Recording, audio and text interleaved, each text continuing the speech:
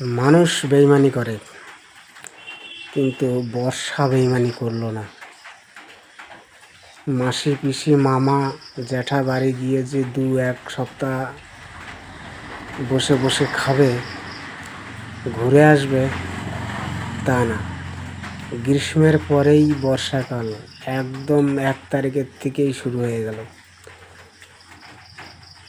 মানুষের যেমন সময় নেই কোনো দোকানে কোনো জায়গায় গেলে ফোটাফাটা তাড়াতাড়ি জলদি, তেমনি বর্ষারও সময় নেই, জলদি, খুব তাড়াহুড়ো। গ্রীষ্মের পরেই বর্ষা একদম একদিনও ফাঁকি দিল না। সাথে সাথে আষাঢ় মাসের সাথে সাথেই শুরু হয়ে গেল।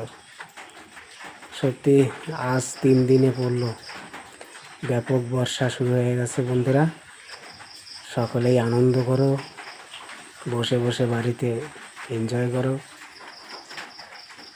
শুভ সকালে সকলকে আমার অনেক অনেক শুভেচ্ছা জানাই। সকলেই ভালো থেকো।